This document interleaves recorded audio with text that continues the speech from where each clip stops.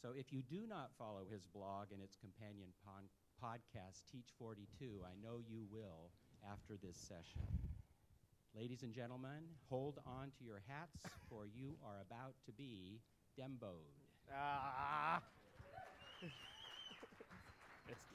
Apparently it's catching on. Way to go, Mike. All right, so let me switch this around just a moment. And while I do that, let me turn off the music that is not playing anyway. We'll do this. Pretend like you don't see this, okay? Exactly. Thank you. Oh, there you all are. So first of all, thanks for staying. I know I'm competing with things like sunshine and families, so I do appreciate you kind of hanging around till the bitter end, and hopefully it'll be worth your while, and if it's not, at least humor me and put out something nice on Twitter. So this session is called Learning to Speak Native, and there's one thing I want you to keep in the back of your mind as we go along on this sort of whirlwind tour is the question, is there any music inside a piano? I want that just to kind of percolate back there. Think about that as we move along. Now, as he mentioned, I did start off my education career teaching kindergarten. That is what I looked like when I taught kindergarten. Yes, I was that teacher. Yes. And then it was actually because of my blog and my podcast on Teach 42 that Discovery actually found me and asked whether I would be interested in managing their online community. So now for Discovery Education, I manage social media, which means I get paid to be on Facebook. Kind of a cool gig. And also I manage our online community, which means our forums, our blogs, our webinars, live presentations, and all that kind of stuff. And then the other part of the job is I get to travel a lot and meet with a lot of different educators and administrators and teachers, and these are sort of my classrooms now. The one other thing I do also is I teach at Wilkes University. We have a program, a master's degree program on instructional media, and I've designed a course and I teach in there. So I also have the virtual environment as well, which kind of keeps him busy. Now the title of this presentation is that Learning to Speak Native, and as most of you probably know, it's an allusion to that paper that Mark Prensky wrote many, many moons ago that probably most of you are rather sick of, you know, the digital natives, digital immigrants sort of argument, right? And the idea is if you were born before the computer generation, then you're a digital immigrant. If you're born after, you're a digital native. Just in case you want to see some bullet points, these are about the only ones I have in my presentation in terms of what a digital native is. And the rest of us that are digital immigrants, we can be good at technology, but we're always going to talk with this cute little digital accent, which means like we'll say things like, if I'm not home tonight, I need to remember to tape American Idol. I get it. You know, it's been a little while since we've had tapes and those DVRs and all that. And for those of you that are visual learners, here's your visual aid of a tribe of natives in their native habitat. And my wife is in marketing, so I always find it kind of interesting. What's the one computer you notice? Isn't that interesting? Yeah, I guess it's apropos for the area that we're in, too. So in a world like this, where do these kinds of things, where does the traditional technology fit in? Now, I know some of you may have seen one of these videos, or at least or pieces of them before, or in a couple of the other sessions here, but just bear with me. I'm just going to show a couple clips, because I think this kind of frames the conversation nicely. So this first one is one that was actually a comedy sketch from, I don't remember where, so I'm not even going to pretend. Okay? Where? Sweden? I'll just trust you. And turn up the volume, please. Hei du. Ja, hva gjelder det? Ja, det er denne her. Ja, vil du sitte? Takk. Ja. Ja, så jeg har ikke fått gjort noen ting hele formiddagen. Nei, jeg beklager at det tar tid. Altså, skjønner du, holder på å legge om til et helt nytt system, og da skal alle ha hjelp på en gang. Ja. Så du kommer ikke inn i den, eller? Nei, den bare ligger der. Ok, har du forsøkt å åpne den? Ja, åpne den? Altså, hvis det hadde vært så enkelt, så hadde jeg jo ikke tilkalt helpdesk, hadde jeg vel? Nei, det er sant. Nei. Vil du ha en kopp varmt vann? Nei, da, det skal være fort gjort. Det skal vi se. Du bare gjør... Der. Sånn. Ja, da er vi i gang. Ja, altså så langt kom jeg også. Ok. Men så stoppet det opp, og så var jeg redd for at noe av teksten skulle forsvinne, så jeg turte ikke å gå videre. Åja, ok. Nei, men du skjønner at inni her, så ligger det kanskje flere 100 sider med lagret tekst. Så for å komme videre, så tar du tak i et ark, på den måten her, og så liksom blar du over på neste side sånn. Da fortsetter teksten der. Jeg blar, altså? Du blar, ja. Men når jeg skal tilbake da? Ja, da bare blar du tilbake igjen. Tar tak der. Og så, der. Så er du tilbake til den teksten du hadde sa. Ikke noe... Ok, så den slutter der. Ja. Og så fortsetter Men når jeg... I'm gonna pause it right there. You can watch the whole thing. It's on that YouTube thingamabobber. So you can watch the whole thing if you really want to. Now, what's interesting, though, is that some students in Diana Laufenberg's classroom at the Science Leadership Academy in Philadelphia, they saw this video and they thought, all right, well, that's kind of interesting, but maybe we ought to try and do it from the way the same thing looks from our perspective. And they created this video. This is called Joe's Nonnetbook. Joe, what are you doing there? It's a video. It's a picture. I don't know. What's going on? Well, this is this is like a foreign tool. Okay. What was you said you were having a problem earlier? Oh yeah. Wait, where's the? Yeah. So, I want to read more about Frederick Douglass, or maybe like see a larger image. So I double-clicked on the picture, but nothing's happening. Oh. And then I can't really read the text because it's kind of small. So I'm looking for the system preferences so I can make the text bigger, but can't find anything. Laura, you said there was a problem involved? You can't double-click the image because it's not blue highlighted. Oh. And the words you don't know, they're not blue highlighted, so you can't. Well, wait, cotton is king. That's blue. Yeah, it might be, What are you doing there? What? It's what? It might be a link, Joe. Click on it. Nothing's happening. What's wrong? All right, once again, you get the idea. You can watch the whole thing if you look it up, Joe's Nonnetbook and all that. Now, both of those are spoofs. They're kind of supposed to. Did any of you actually empathize with the monks being introduced? Yeah, I mean, I think most of us have, especially when someone wants to introduce a new report card system, that kind of a thing. You know what I mean? It throws us about our element. The old system was so much easier and all that. Now, both of those, like I said, are spoofs to kind of make a point. This one isn't. I don't know how many of you have seen this one before. Yeah. This is not my child, just to clarify. Interacting with the iPad, and then watch what happens when she tries to interact with the magazine. Watch her fingers.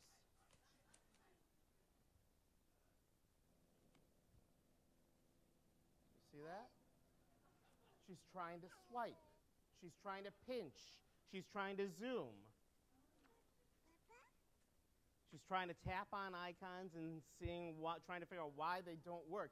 Now, of course, what I really love is the, hold on a second, right here, the troubleshooting that she does. Okay, let's make sure that we test the hardware to make sure it's not a hardware issue.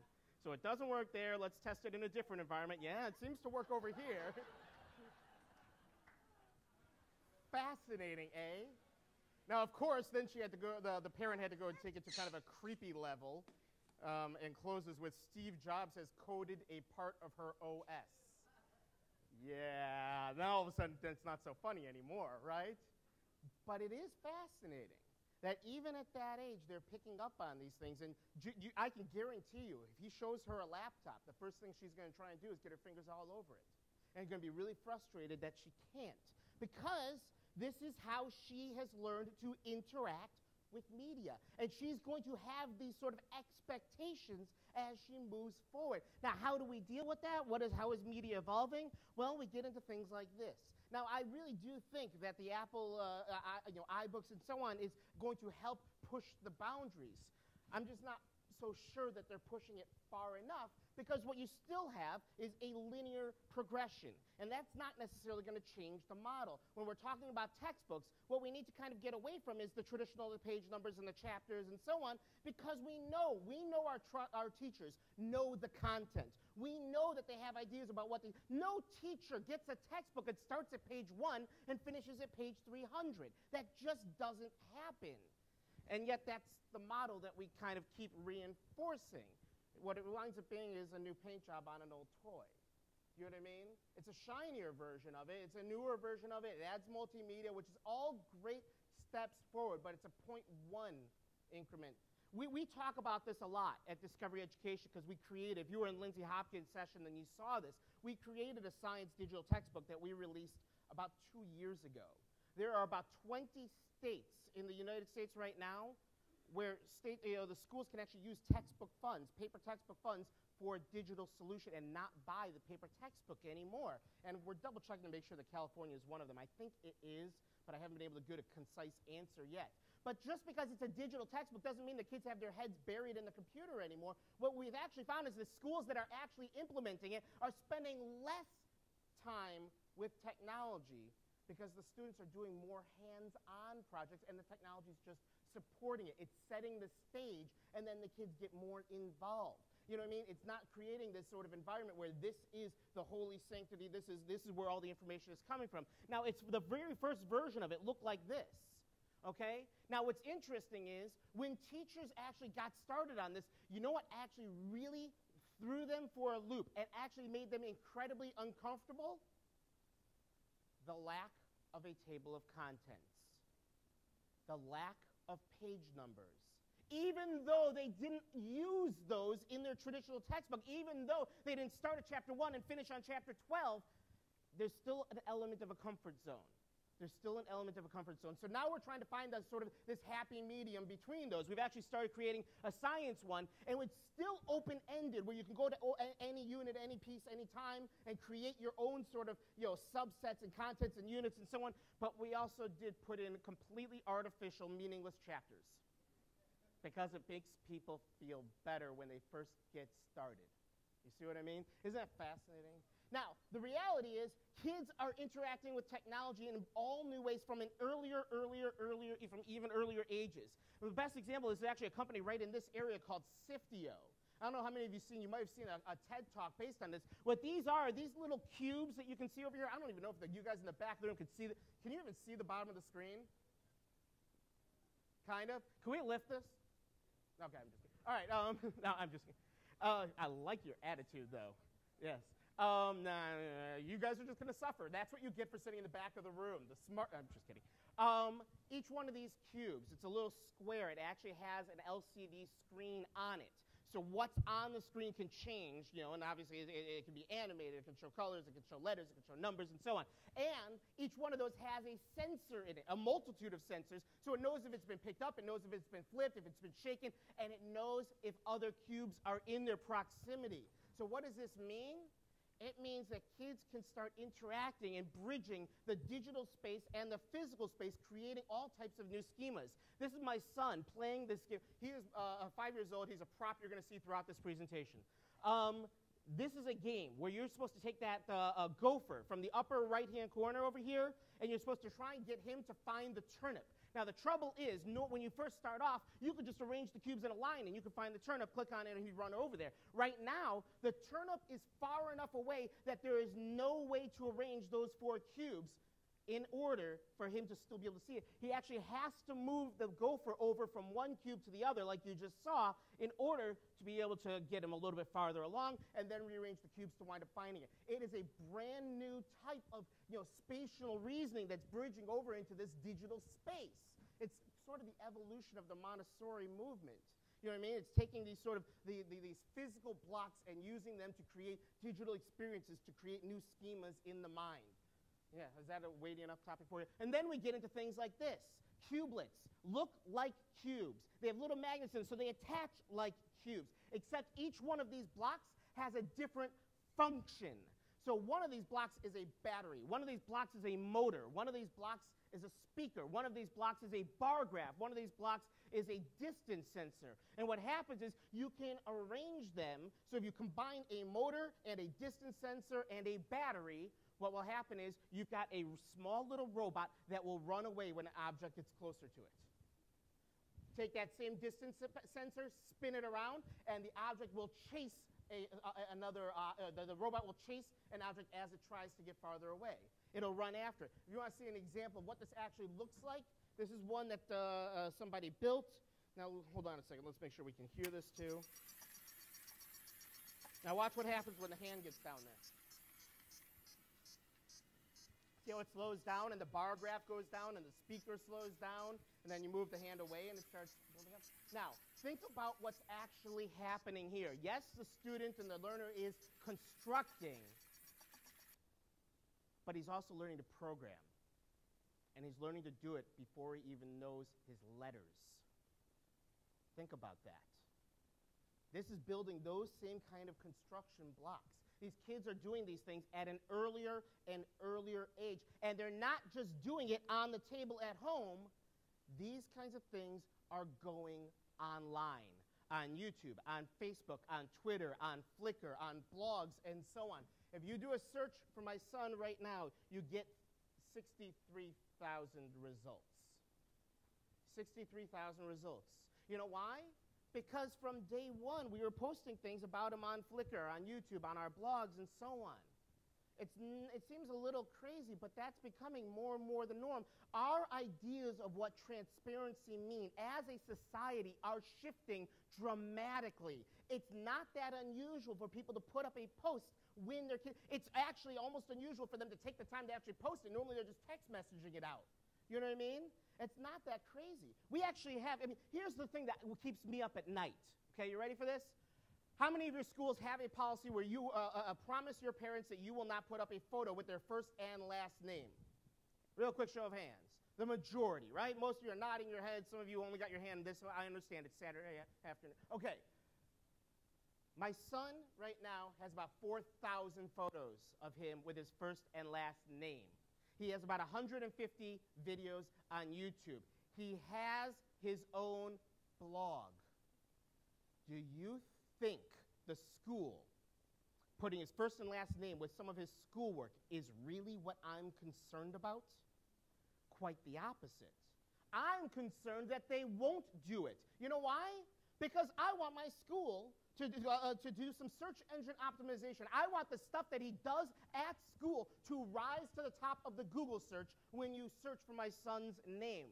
Because that's probably the best stuff that he has to offer. That's his digital portfolio. That's the stuff that represents him best. And that's what I want people to find. Which means next year when he goes into kindergarten, they're going to hand me that document, and I'm going to mark the heck out of it. And say, when you post something online, I require you to use his first and last. I've already apologized to my wife many times for the type of kindergarten father that I am going to be. I feel bad for that kindergarten teacher, but what are you going to do? It's a different world. And now you may say that I'm sort of like on the bleeding edge of this kind of stuff, but it's becoming more and more normal. Our perception of privacy is changing. And it's not going to be long before you have more and more parents that's not going to be their concern. They want people to be able to find the good stuff that they do. Now, Aiden was actually kind of a late bloomer. My daughter got started just a little bit earlier. This is her on day one. And then we realized that she'd probably want to interact with the iPod Touch and the iPhone and all that because Aiden uses it all the time. So we wound up having to buy her own iPhone case made by Fisher-Price. It is large. You can't see it back there. It's really cute. It's large. It's plastic. It is can withstand a fall from a high chair, and it has a shield in front, so it is drool-proof. She can gnaw on it and not necessarily do any harm. And she interacts with it all the time. My son does too. We have an iPod Touch for him so that he can post to his blog semi-independently. These are some posts from his blog. What he does is whenever he sees something that he thinks is significant and he wants to remember, he says, "Daddy, I want to add that to my site." And he gets out his iPod Touch, he takes a photo of it or a video, or he asks us to do it, and then since he can't write yet, he tells us what he wants the title of it to be. For example, Chicken-tastic. I did not come up with that. That's entirely all Aiden. And that's him trying to teach his Ruby how to read. She's a little young, a little precocious, I guess, but he's trying to use the iPod Touch to teach her to read. Now, here's the thing. There's not many people watching this blog at all. In fact, his grandparents don't even really look at it either. But he knows that if he puts it out there, people could see it. So this is the kind of things that he likes to do. Wait, hold on. You got to hear the very beginning of this.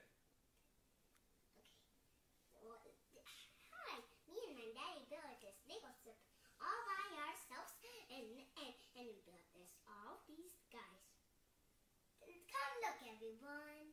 Yeah, exactly. Come look, everyone. Nobody looks at this. Nobody even knows it's there. If I wasn't showing it in presentations, it wouldn't have any people looking at it whatsoever. But at the same time, to him, there's this difference. He's building to an audience. He's talking to an audience, and he wants to share, and he wants to share all the time. And that's the interesting thing about it. It's not the number of people that are looking at this. It's the perception of it. It's the potential for it. And you know what? At some point, some people will be looking at it and maybe want to interact with him, and that's fantastic. The old model used to be that in the future, the Warhol model, in the future, everybody will be famous for 15 minutes. The new version of that same phrase is that in the future, everyone will be famous for 15 people. And 15 people is enough. It's enough. You know what he's also started doing? Any of you familiar with Peter Reynolds? You know his book, The Dot? Yeah, well, so we read The Dot, and all of a sudden one day, a couple days later, I was going to a conference, and he hands me this stack of paper. I said, what are these? He goes, I drew a bunch of dots because the people that you're going to see need them. I said, all right. So I went to the conference, and I handed them out. Some people started sharing that on Twitter, and some people who weren't at the conference said, I'd like a dot from Aiden.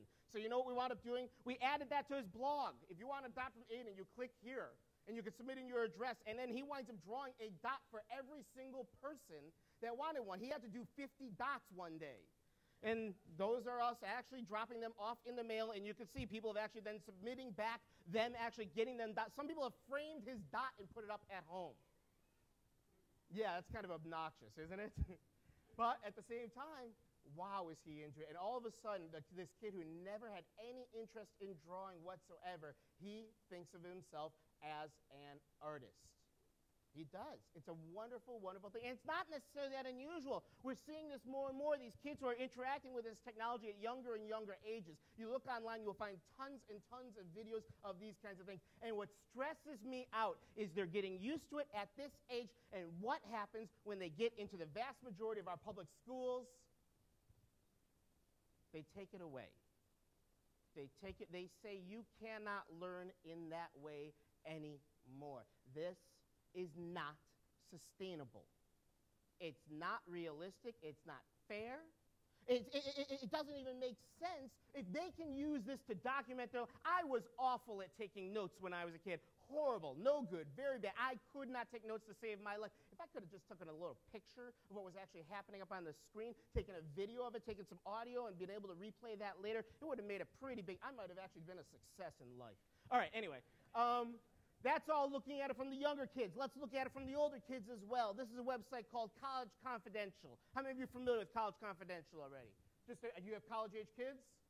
You do. You hang out on there? It's cool, isn't it? What it basically is it's a site where people are attempting to demystify the college application process.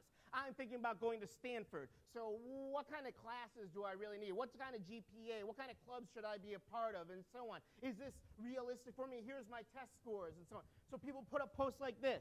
I'm thinking about going to Duke. My brother went to Duke. I'm applying there. I'm a Hispanic male from New York. Here's my GPA, my SATs, my AP classes. What do you think? Is it a safety school for me? Should I apply for others? Is this a stretch?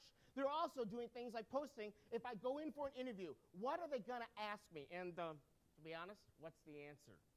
What's the right answer? And that kind of stuff. What they're doing is they're making this whole thing more transparent. There is a lot of students on this site. There is a lot of alumni and people who got accepted to the university and got rejected from the university, all sharing their experiences there. There's a lot of stressed out parents on that site as well. And who else do you think is on this site? The college admissions. Why? Because if they see somebody like this and he happens to catch their eye, maybe they're a borderline case, they might take an interest. They might be able to push him through, right? Now, if you want to know more about Becker Boy 1225, what's the first thing you would do? You have Facebook, email, Google, and so on, right? You look him up. You try and see what he's got out there. And if you actually did look up Becker Boy 1222, one of the first things that you find, or 1225, is his PlayStation portable hacking service, where for a small fee, he'll take your Sony PSP and let it play pirated games. I only wish I could make this stuff up. Now, if you're an admissions person from Duke, you might look at him as an entrepreneur, or you might think that he has a distinct lack of ethics. And with one more click from there, we can actually see exactly who Becker Boy 1225 is, where he's from, and anything else we might need to know about him. Now, here's the thing. If you're an admissions person, you decide that these sort of activities are not the kind of person that you want to accept into Duke, he might not get in solely because of the things that he put out there that he wasn't really thinking might have an impact. His life could go in a completely different direction because of this post, because of that $50 he's trying to make on the side, without thinking through what the long-term effects of this kind of thing could be. You see what I mean? That's scary. That's frightening stuff. And if we circle back to that whole Prensky article at the very beginning that I was talking about, he said at the end of it, And this doesn't seem that profound until you really start thinking about it. The way he closed off that paper about digital immigrants and digital natives is that if digital immigrant educators really want to reach digital natives, they're going to have to change. But what he's talking about isn't we're going to make a change in policy, we're going to make a change in our curriculum. He's not talking about we're going to integrate a digital safety program or anything along those lines. What he's talking about is the Nike sort of change, the just do it sort of change, the internal change that you have to make because you think it's the right thing to be doing. It's easy to say, we're going to try and make a change in our system, and therefore all of you do this, and your work over here will influence these people, and we'll try. It's a whole different thing for you to say, this is the right thing to do. What can I, as an individual, do to demonstrate that change? That's the kind of change that he's talking about. And we need to. We all need to. Because these kids are not waiting for us. They're not waiting for us at all. To me, the best example of this is a hero of mine, a personal hero. He was in high school at the time of when this happened, and his name is Judson Collier. And he was a big fan of this website called CrowdSpring. CrowdSpring is a site that tries to turn the graphic design model upside down. Normally, if you want a new logo for your school, you try and say, all right, so we're looking for a new logo. Here's roughly kind of what we're looking for. And then all these graphic design companies say, pick me, pick me, pick me. I would be willing to do it. Here's all the things I've done before. I would love to work with you. You choose one of them, and you work back and forth with that one company until you hopefully get something that you kind of like. With CrowdSpring, you say, here's the money that I'm willing to spend. Here's what I'm looking for. Go. And people just create it.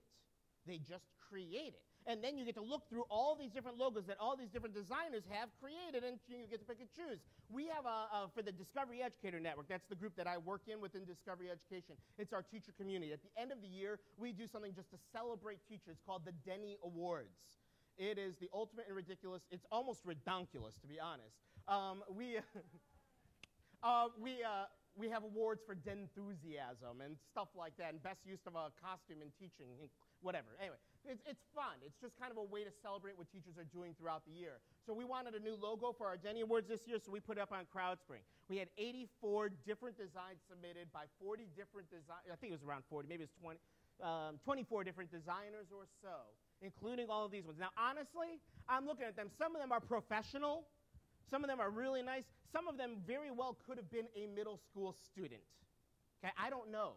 But you know what? We gave them feedback just the same, regardless of whether they were professional or middle. So there's a lot of actual value in doing this because this is a real world project, and so whether they win or lose, at least they get in their mind, they're into the heads of the business world and see what kind of things they're looking for. And then we wound up choosing this one at the end. We gave them the $300, and they gave us the files, and this is what we wound up using. Now, Judson was a big fan of this site. He participated in these projects all the time.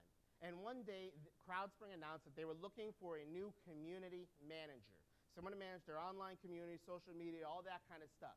And they said, submit your bio, submit your resume, submit your letters of recommendation, your reference letters and all that over to here. He didn't.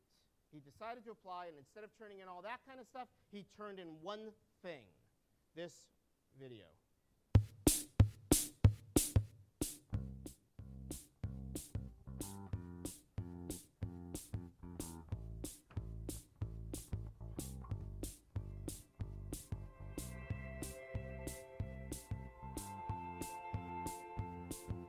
Just in case you can't read it, it says, you might have seen the fantastic email I sent you. Maybe I like to pat myself on the back a little bit. I kid. But seriously, you'd be rocking if you hired me as a community manager. I'm a Twitter addict.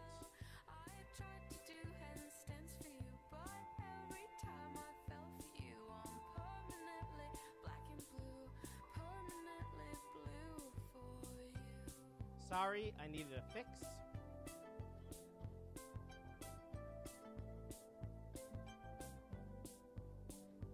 I really believe in CrowdSpring, especially for young and up-and-coming indie designers. It's a great way to get started at your own pace. I think I'd connect you to an untouched group of high school and college designers. I love making people happy. All right, I'll let this keep rolling in the background. But here's what I want you to do. Turn to your table right now and tell me, what does this video tell CrowdSpring about him? And is this an effective way to apply for this job? You got 10 seconds. Go.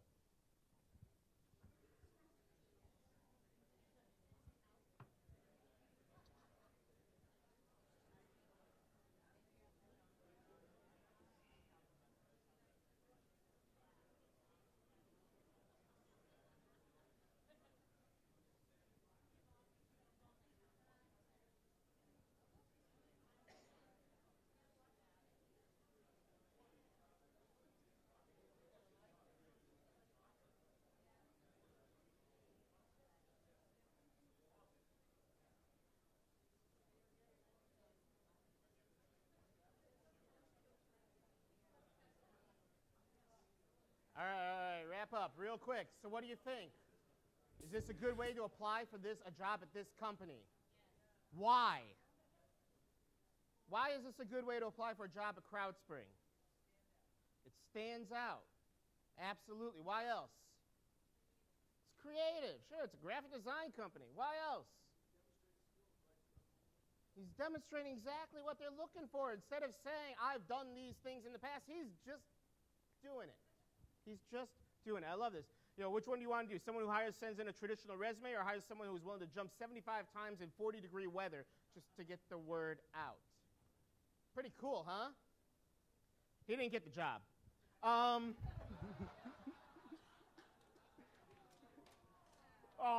before you get too teary-eyed for him, the reason he didn't get the job is they didn't want to hire someone full-time who was still in high school. So they created a new job for him called Community Evangelist that he could do part-time for a few hours per week while he got his high school degree and figured out what he really wanted to do with the rest of his life. Okay? Yeah. Things are changing. These kinds of things were unusual when this story first came out. They're not that unusual now. The president of Sony Japan several years ago announced that he stopped playing golf. And you know why he stopped playing golf? The people, because what? Because what? I didn't hear you say. Because there were orcs on the golf course. That's right. No. Because the people that he wanted to network with, the people that he wanted to work with, that he wanted to recruit to work on his teams and be leaders in his company, weren't on the golf course anymore. They were there. What is it? Wow, World of Warcraft. I can always tell where the nerds are in this room. All right, so I'm just teasing. For those of you that don't know, World of Warcraft is a massively multiplayer online game where millions of people around the world all log in and play as orcs and try and raid elf castles. And they do it with other people in real time. They actually form guilds, clubs, groups, and so on so that they can be more efficient as a group and tackle on larger and larger projects. And you know what he found? The people that were leaders in this space that could organize 100 orcs from around the world to raid an elf castle all at the same time in coordination, everyone doing their part. So that skill set was remarkably similar to the skill set it takes to organize a team to work on the PlayStation 3. Those were the people that he wanted to recruit, that he wanted to be leading in his organization. The people who could get 40,000 followers on Twitter, the people who were organizing flash mobs on Facebook, those are the people that he wanted as leaders. And we're seeing it again and again. There was a survey, I don't have it in here right now, but there was a survey where they actually surveyed people who had gotten their job within the last year, and they could attribute their job due to social media. 50% of the people that were surveyed were making six figures. We're making six figures. The people who are adept and leaders in that space have a distinct advantage in today's.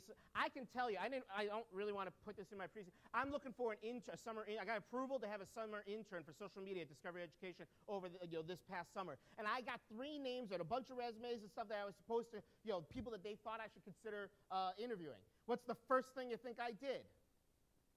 Googled them. Of course I did, right?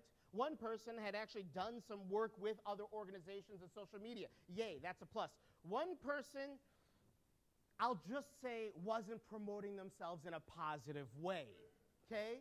Even before I'd ever talked to her, I didn't exactly have a very positive opinion about it. And one person was a gaping black hole. And you know what? That was almost worse.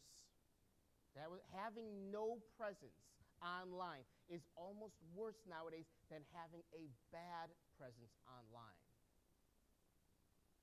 Think about that one. In fact, the colleges are picking up on this now. Tufts University last year started accepting a new type of essay. They'd always had a series of required essays whenever you applied, right? Then they added one new one, an optional essay, number 6B. Prepare a 1-minute video that says something about you. Upload it to a site like YouTube and send us the link. Some of them are stellar. Some of them actually have hundreds of thousands of views. Others, I'll be honest, are not stellar, but some of them really are compelling, to say the least. This is one, somebody who's applying for the jazz program there. How does one decide an experience is intellectual? What do you call a jazz player in the big city sitting up all night and improvising to the rhythm of the noise outside?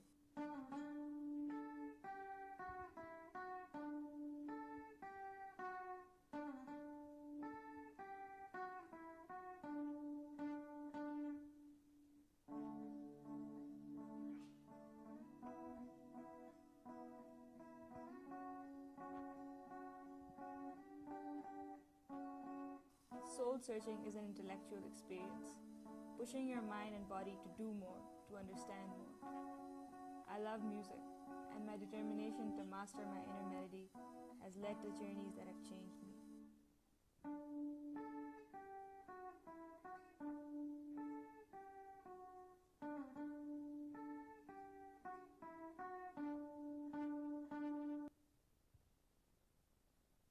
Now, someone, please try and explain to me how last year she could have put that into a 5-paragraph essay.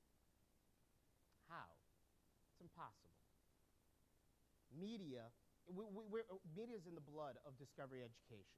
Obviously, we're the education arm of the Discovery Channel. We talk about media all the time. And for years, we've been talking about how important it is that teachers teach with media because we know it's an effective way for students to learn.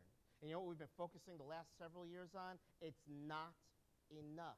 Watching videos is all well and good. It's better than just reading the text and so on, but it's not enough. It's not enough that they're just consuming media. They need to be able to master it.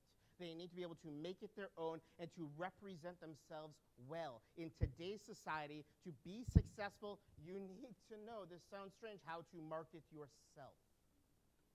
You need to know how to do that, how to put yourself out there in a way that will actually help you, that will give you opportunities that you wouldn't otherwise have, that isn't going to obviously hurt you. That's why we try and provide to schools and kids the raw materials. I did this search this morning. We have over 200,000 media assets. Over 50,000 of those are available for the students to edit without, with impunity and such. They can make use of them. They can throw them into iMovie, into Movie Maker. If you need an online solution, I recommend ReVideo. It's a phenomenal thing to do. And it allows students to take those things and make it their own in an acceptable way, in a safe way, in a way that promotes them well. It's a way for them to start building out that permanent record of theirs. This is something I just discovered from the BBC show, The Planet Earth and so on. Someone put together this video, but at the same time, it's a great little educational project. They took clips from the Planet Earth series, they removed the audio from it, and let the kids narrate them instead.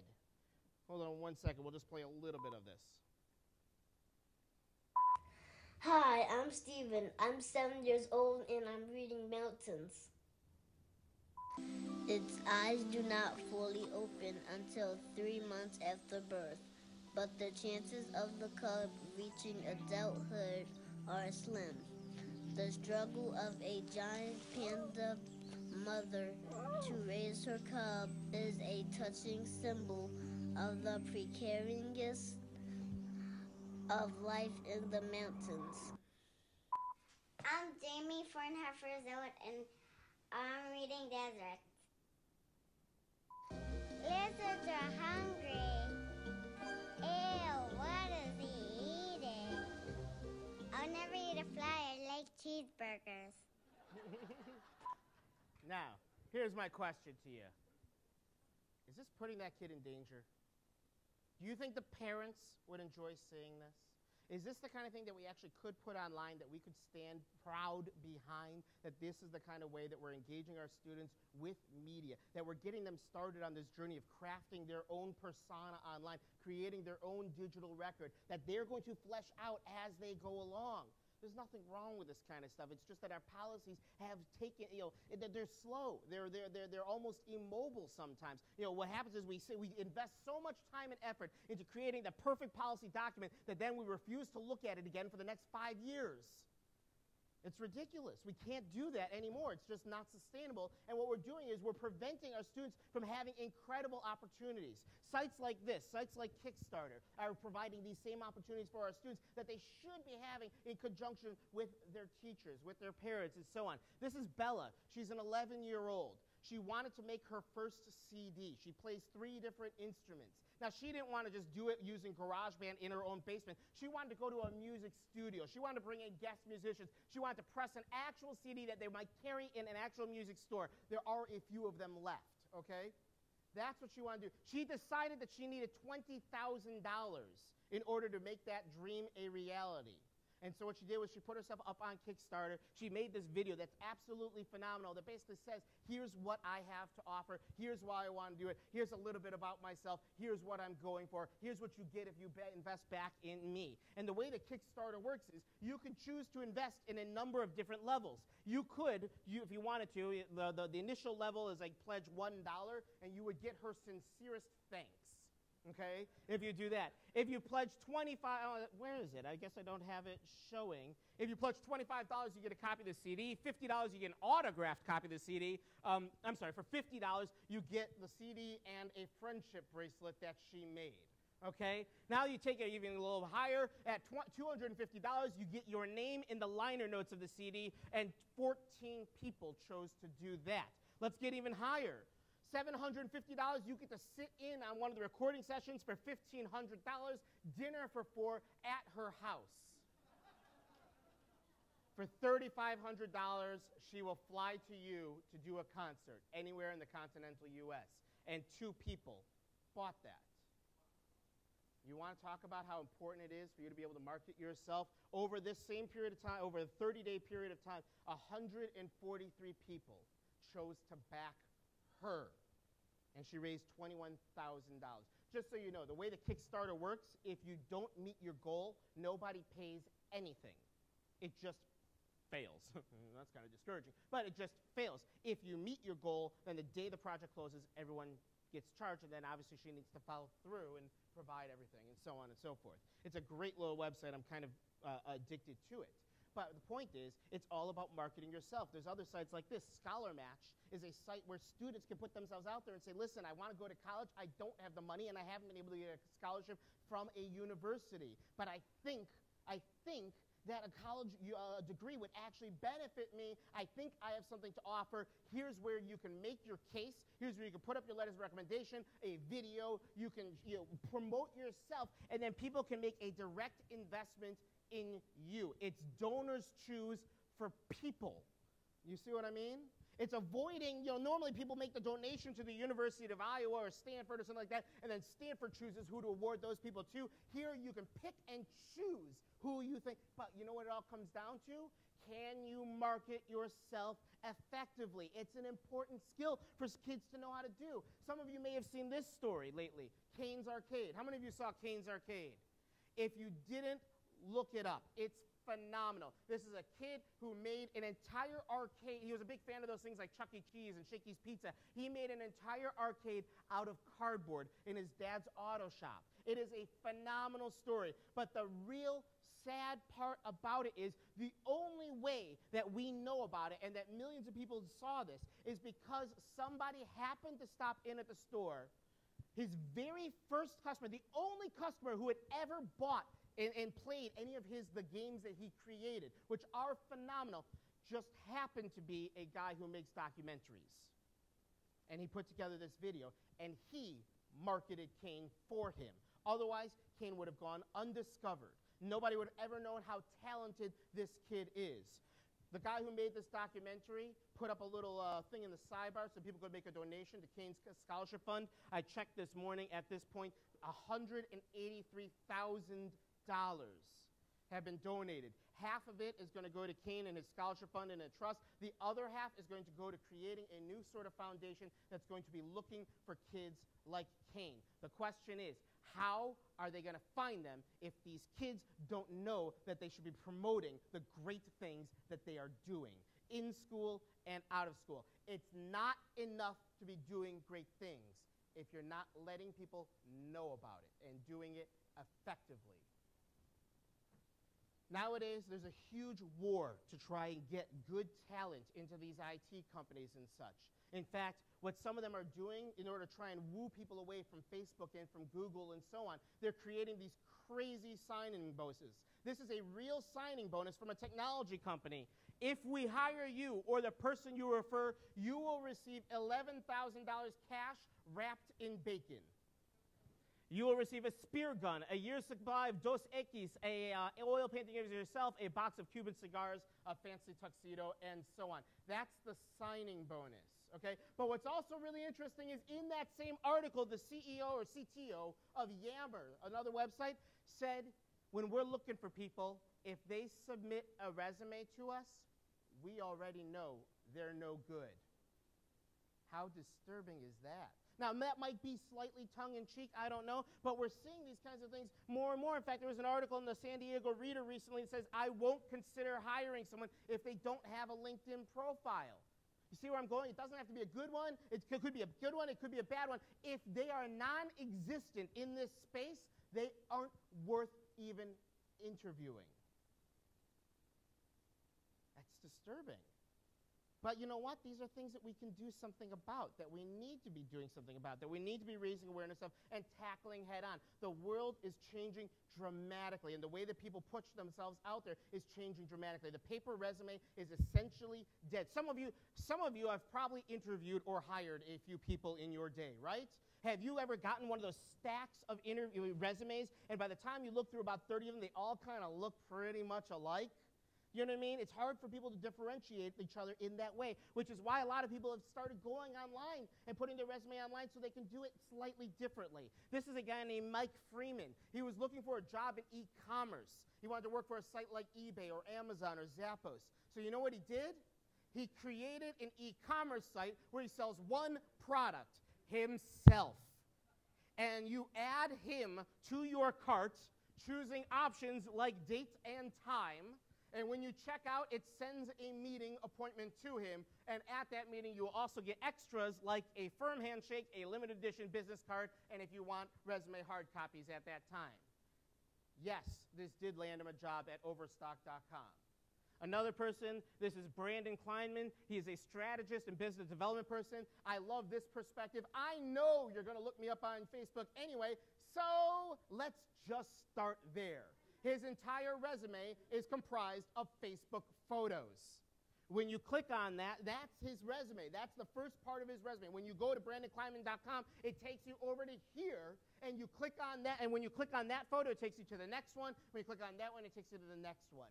Traditional somewhat, sure, it's just got basically text, but you get an idea of who he is. You sort of can hear his voice in your head. It lives, it breathes. You get an idea of what his personality is. It tells you a lot more than just the black and white resume that most people are used to turning in. These are other types of social media bios where you have things like your connections, not just the things that you have done in the past, the things that you are doing, your Twitter, your Delicious, your YouTube, your Amazon, your Facebook, your Safari, and so on, links to all of those things. And then I love that in the upper right-hand corner, just in case you need it from him, you've got your headshot in full size, small size, and Lego. Once again, it's sending a statement. You're getting a flavor of who this guy is. Eric Scheninger has a principal at New Milford High School. It is incredibly similar. He's over in New Jersey. This is a school principal, same sort of thing. It's got a video of him so you can actually hear his voice. It pulls in his latest tweets so you can see what he's talking about right now, what he's passionate about, what he's doing, not just what he has done in the past. Who he is at this moment, what he's passionate about. Those are the kinds of things that we need to be sharing. And I'll tell you something. Each of you really need to be doing something along these lines. because every single person may take away some of this message and so on. It may make an impact for someone as an individual. But as leaders in school communities, when you do it, it sets the stage. It sets a tone. It's a visual demonstrator that you feel it's important. And it sends a message to the entire community that these kinds of things are significant. Gladwell says, if you want to bring a fundamental change in people's belief and behavior, you need to create a community around them where those beliefs can be practiced, expressed, and nurtured. Not just in theory, but in practice. When they've surveyed administrators in the past, they all say, yes, we think Web 2.0 applications are important. We all agree that they are important. We think they're significant. We think they can help our students. And then you get into graphs like this. That little yellow one over there, that little yellow percentage, that's the number of administrators that are actually doing it themselves. There's a huge difference between what most people believe is the right thing to be doing and whether they actually do it themselves. And when you say, yes, we should be doing this, but then you don't do it yourself, that also sends a very strong message. It sends a very strong message. Kimberly Moritz, at the time, was a teacher in this, actually, I think she was a teacher at the time, then became principal and eventually a superintendent. But there were actually, this was a district where they were having a public relations crisis. They were having a very powerful issue related to do with school leadership. People were losing faith in the school board and in the administration, and she called them out. She said that what I think we really need right now is for us to have a visual leader, a strong leader that is actually blogging and encouraging participation and communicating on a regular basis with our parent body. She called out her principal on her blog. So you wound up getting about 150 comments on this post, including this one from, I'm sorry, not her principal, her superintendent, including this one from her superintendent. And amongst other things, what he said in his reply to her was, at this point, I've begun to realize I may be an impediment to progress. Due to my reticence, I failed to invite comments and communicate our message. We've all heard the saying that we need to, people need to lead, follow, or get out of the way. At this point, I think it's time for me to do all three. I'm going to lead where I can. I'm going to follow where there's other people in front of me that are competent, and I'm going to get out of the way when people have great ideas and want to move forward. I'm going to stop being a bottleneck. It's not hard to do. These kinds of things are not hard to do, and I believe it. How many of you in this room have too much free time on your hands? Show of hands? No. I am realistic. I know. How many? I did this in my workshop just a couple of days ago, which seems way far away. How many of you have started a blog ever? Okay, a lot of you. How many of you still post to it? Oh, that's actually not too bad, but less.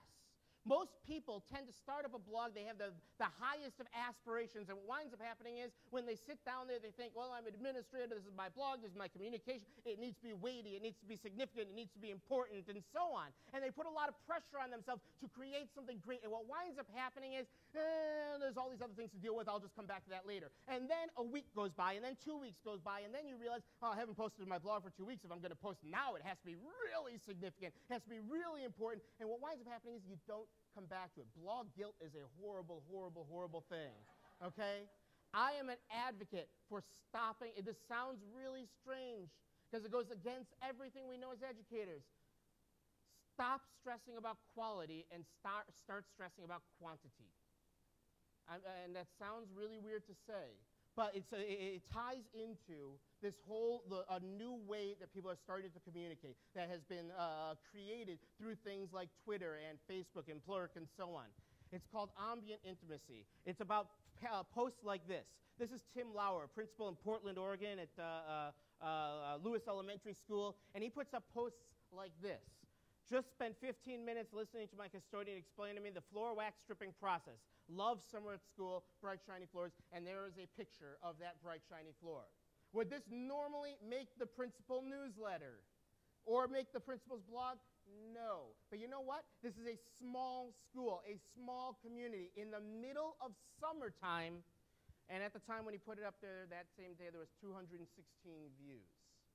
That's kind of impressive.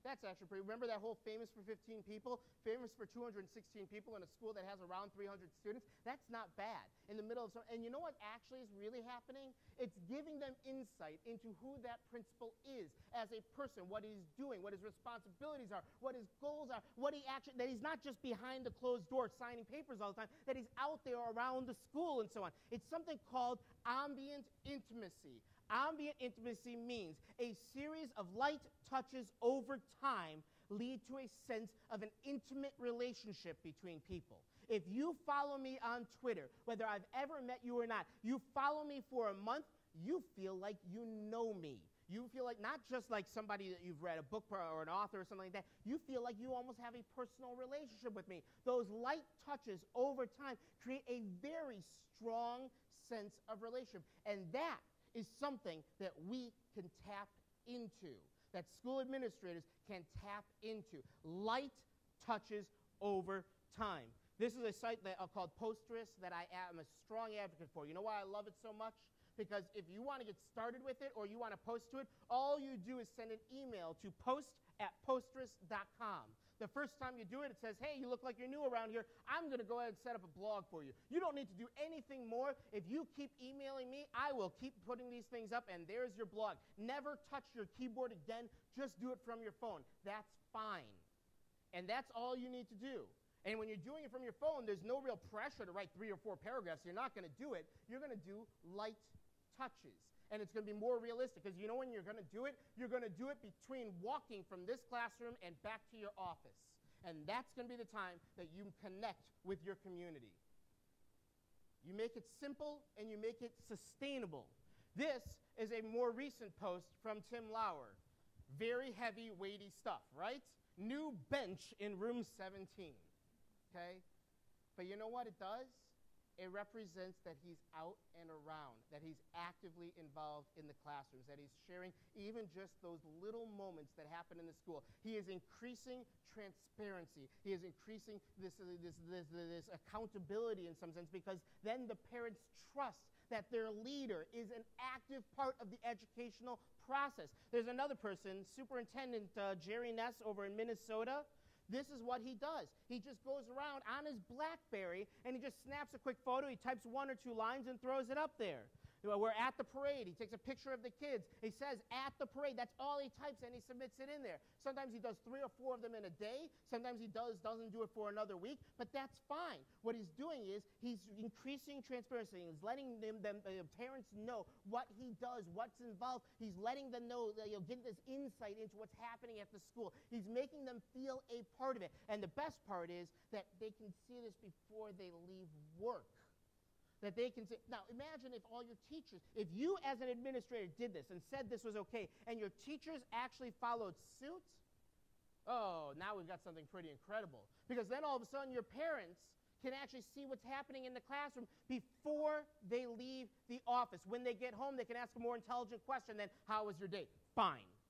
You know what I mean? They can actually have a conversation around it. Other things like YouTube. YouTube is way simpler than most people think. All you got to do is click on your iPhone or your Android phone, take a video, and then say upload to YouTube, or there's an email solution to it, or you can actually load up the YouTube interface, so with a webcam, you can actually record directly into it. More and more superintendents and principals are actually recording regular broadcasts of themselves just talking to their community, letting them know what happened at the board meeting last night, letting them know what's coming up, letting them know how excited they are that their basketball team just got their first victory, that kind of a thing. I don't know why, but for some reason, most superintendents really feel obligated to have books behind them, too. It's a very strange phenomenon. You know what I mean? But you don't have to. You don't have to find a library to stand in front of. You can do it in any other way. But it's a matter of just leading, letting people know that this is an acceptable way to communicate, so long as you do it deliberately and conscientiously. And it's these kinds of things that lead to these kinds of things. This is an elementary classroom that was participating in Jennifer Wagner's Oreo cookie project. It's a global collaborative project. Hundreds of classrooms around the world participating. I think it was around 700 classrooms the last time she did it. Now, the beautiful thing about it is all they have to do is something really, really simple. stack or estimate how many Oreos they can stack, and then test it, and then report it back in, and then they get this massive data set that they can actually use to compare themselves to other classrooms and see what's the difference between this and this, at different grade levels. There's a lot that they can wind up doing with it, and it connects them to this global audience. But you know what I love? Is that teachers actually post these videos of them doing this project.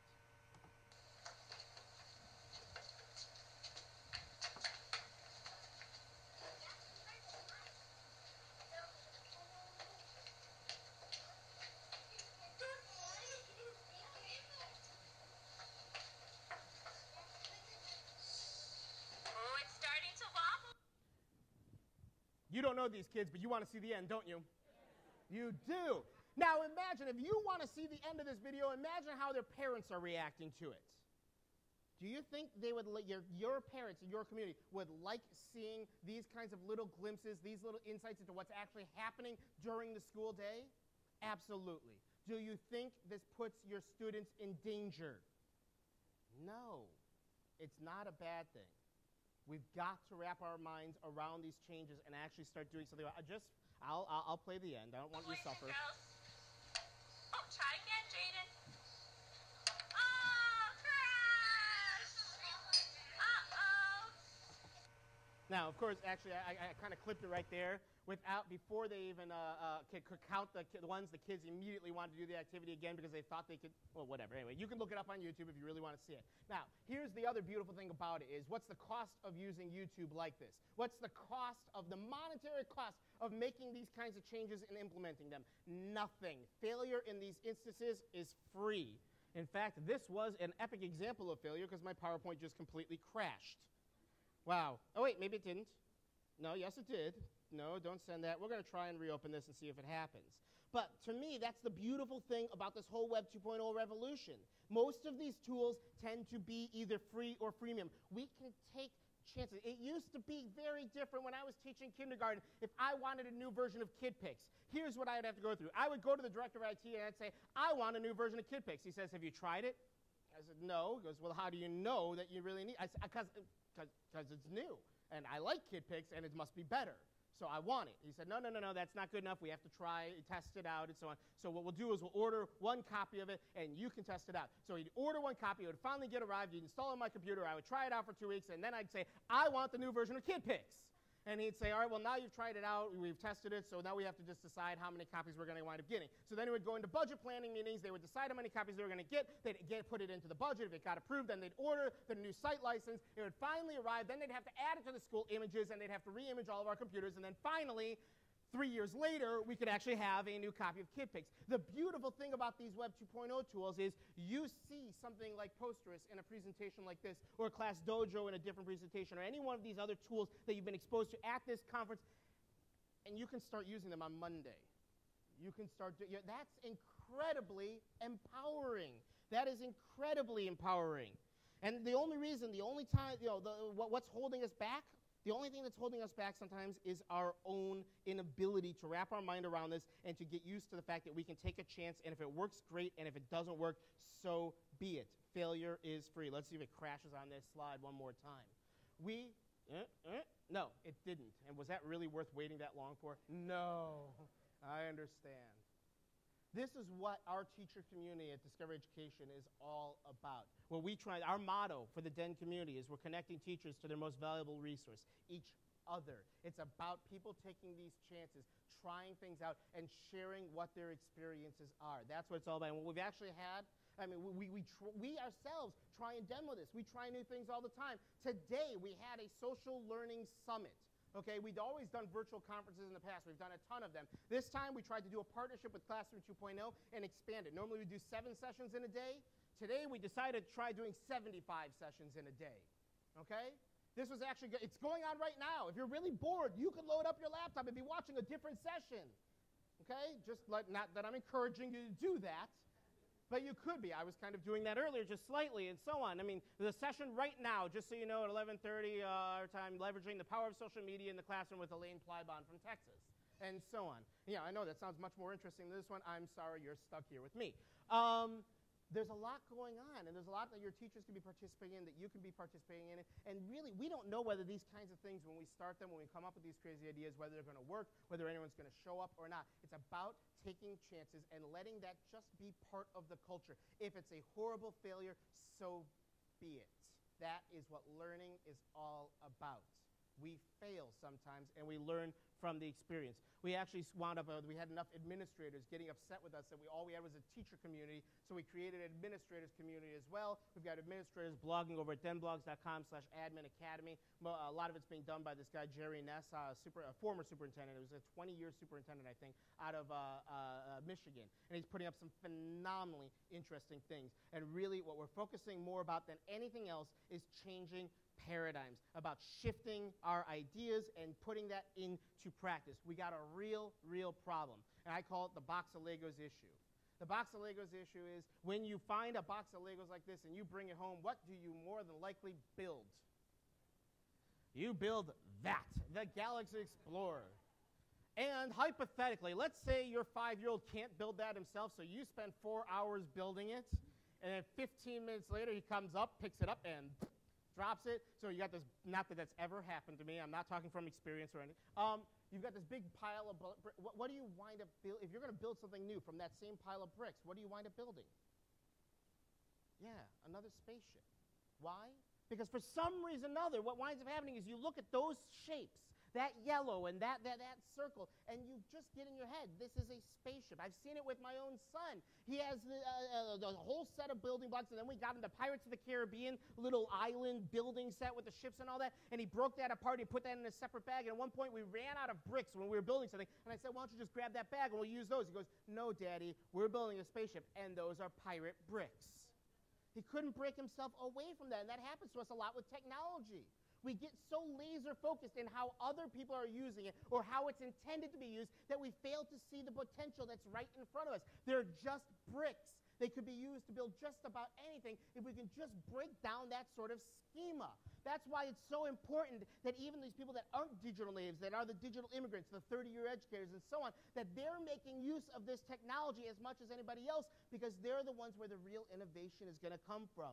Trust me when I say the people who are the real innovators are not the ones who have to stress about classroom management. Okay? If they're worried about whether their kids are going to be disruptive in class, they're not going to feel comfortable trying something new. From my own experience, you may be surprised where the biggest innovators are. The Medici effect is something that says breakthroughs occur at the intersection of fields, disciplines, and cultures. It's when someone who has nothing to do with technology normally looks at technology and says, wow, I could use this and do something radically different. We see this constantly with things like Twitter. Weird intersections, like the intersection of Twitter and the washing machine. Yeah, there is one. This is somebody who uses Twitter 30, 40 times a day, but whenever he puts a load of laundry in the wash, he promptly forgets about it, and 3 or 4 days later, there's a science experiment on his hands, okay? He's just not good with the wash machine. So what does he do? He rigs up a little device so that when the laundry machine is done, it sends him out a tweet. There are real devices you can buy right now. If you look up Twine or Ninja Blocks where you can set these things up for yourself. You can make your washing machine tweet. Twitter and the houseplant. This is a device that you can buy from ThinkGeek right now. It's a little do-it-yourself kit. You put it together. You throw it in your plant. When your plant needs water, it tweets you. And if you overwater it, it mocks you. Twitter and the house cat. In a warmer climate where they actually have a cat where the cat comes in and out of the house all the time, this guy did not know whether his cats were inside or outside. He went over to Radio Shack, bought a little RFID tag and a little scanner right by the door. Whenever his cat goes in or out of the house, it sends out a tweet.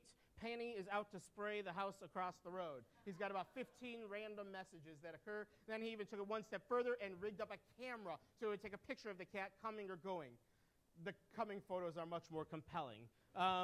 You can use your imagination on that one. And then my personal favorite. Yeah, this one always never fails to get a groan. Twitter and the unborn baby. This is a father who wanted to feel more in tune with his wife's pregnancy, so he rigged up this not-so-little belt. So whenever the baby kicked, it sent out a tweet. I kicked mommy on Thursday at 2 o'clock. Yes, my wife made me promise I did not know how to make this kind of thing before she would get pregnant again. Okay? Now, here's what's really interesting. If you go to this Twitter account, one of the second to last tweets is, hello world, I'm not going to kick mommy anymore because I was born yesterday. Maybe I'll use Twitter someday soon. And then the tweet right after that directs you to this other account called Mini Mensch, where it says, I just figured out how to roll from my front belly to my back. That wasn't so hard. Mommy and daddy are good coaches. Think about this. This child was tweeting before he was born. What are you going to do when he's in your schools? What are you going to do? How are you going to keep this kid engaged? The beautiful thing is we've got more tools than ever. We've got too many tools at this point. But at the same time, we can leverage these things to dramatically change the environment, the culture of school, to actually create a culture of innovation. All it does, the main thing is that you need to, each of you, in my mind, you need to think about what's your one action item, not what you're going to do in terms of policy, in terms of telling your teachers you should be doing this and this. What are you personally going to do to demonstrate visually, without saying anything, to demonstrate that you think this stuff is important? Are you going to be on Facebook? Are you going to be active on Twitter? Are you going to use posters to create a blog? Are you going to start recording videos on YouTube? I don't care which one you do, so long as you're finding some way to adopt that Nike, that just do it philosophy, and figure out some way to demonstrate, to lead by example, and show people that we need to make this change. I love this quote from this instructor out in Pennsylvania. He says, I no longer give my students assignments anymore. Instead, I give them creative briefs. Isn't that a phenomenal policy? Isn't that a phenomenal philosophy or way to think about these things? Instead of saying, you're going to give me 3 paragraphs, you're going to say, instead, I want you to demonstrate your knowledge for me. I want you to demonstrate your understanding for me. What does that look like? Is it a video? Sure, it could be. Could it be 3 paragraphs? Sure, it could be. Could it be a lab report? Sure. Could it be an interpretive dance? Maybe. Maybe. If you can effectively communicate that knowledge and that understanding. It's a philosophy change. That's what we're looking for. Things like this, Swedish Twitter University. What they're doing is, it's sort of this little mini movement where what they're trying to do is, instead of presenting via PowerPoint or Prezi or any of these other things, they're presenting via Twitter, but what you do is you've got constraints. You've got 25 succinct statements to make. 25, 140 characters. Could you express yourself? Could you prove your point through 25 tweets? You can't let one run into the other or anything along those lines. And that's how they're choosing to present their information. There's other people that are actually doing this. This is a real Facebook account. This is not a faux Facebook account. Somebody is horribly violating Facebook's terms of service, and they're actually creating Facebook profiles for historical characters. You know, Thomas Hobbes in this case. And there's actually about 30 or 40 students that have all created different Facebook people, you know, William Hogarth and all these other different people, and they're actually they're creating full-on out, fleshed out Facebook, and they're connecting with each other as friends and actually having conversations as those different characters. What are they learning? They're learning about these people. They're expressing their knowledge, their understanding of them. They need an in-depth understanding to be able to figure out what their likes are, what TV shows they would watch, what songs they would like, and how would they actually interact with other people from that same period and so on. Yeah, don't tell Facebook that this is happening, because it's actually really cool, so I want to see it stay around. But the point is, all these things, would you normally think of Facebook being used in this sort of a way, or YouTube, or any of these other sites, or Twitter? Maybe not. But all they are is open platforms. All they are is Legos and bricks and so on. Remember at the very beginning of this presentation, I asked you to think about that one question: is there any music inside of a piano? Is there? No. There's no music inside a piano. All a piano is wood and wires. The music is what's actually inside of us. And that's the same way that we need to start thinking about technology. There is no music inside the laptop, inside the iPad, inside the phone, inside Prezi, inside Glogster. There's no music in any of those. All they are is instruments for our teachers, for our students, for our administrators, and so on, to express their passions, their learning, and what's happening, the great things that are happening at each of our schools. I get people asking me all the time, how the heck, with things changing so quickly, and that whole quote about, yes, we know the jobs that they're seeing right now, or the jobs that they're going to be having, or don't even exist. How do we prepare them for the classroom of the future? How do we create that sort of classroom of the future? How do we prepare them? What should the classroom of the future look like, and so on? That's a really, really easy one to answer. The way to predict what the classroom of the future is going to look like is to just simply be the ones to invent it and let everybody else know that the classroom of the future is your school. Just draw the line in the sand and declare it, and guess what? That's all it takes. It's a philosophy, it's a shift, it's a vision, and it's adopting that Nike philosophy of just doing it. That's all. Thank you very much, everybody. Whew.